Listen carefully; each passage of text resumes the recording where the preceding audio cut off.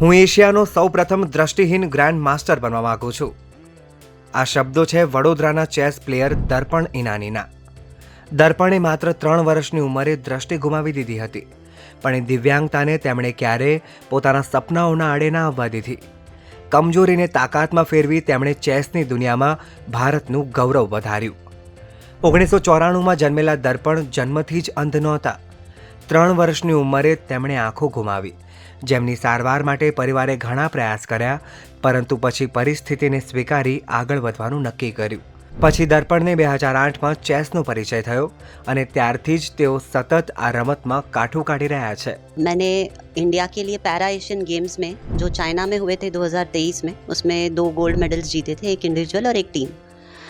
तो मेरा actually chess से परिचय हुआ था 2008 में. मतलब मैंने 2008 से चेस खेल रहा हूँ और वो इस वजह से हुआ बिकॉज चेस के अलावा ऐसा कोई गेम नहीं है जो एक दृष्टिबाधित व्यक्ति या जिसे मतलब हम विजुअली इम्पेयर्ड कहते हैं, वो एक नॉर्मल इंसान के साथ, साइटेड या देखने वाले इंसान के साथ खेल सके.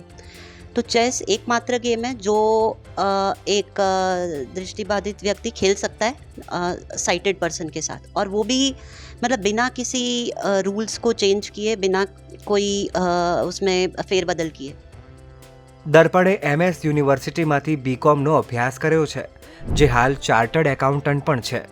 જો કે આટલી સિદ્ધિઓથી ના અટકી જતા દર્પણ હજી પણ મોટા શિખરો સર કરવા માંગે છે. દર્પણનું સપનું ગ્રાન્ડ માસ્ટર બનવાનું છે.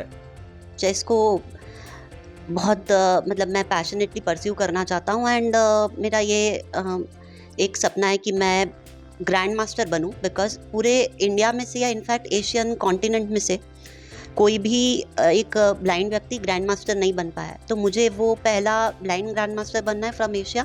દર્પણ પોતાની સફળતાનો શ્રેય પોતાના માતા પિતાને આપતા કહે છે કે મારા માતા પિતાએ મને એક નોર્મલ બાળકની જેમ જ ઉછેર્યો.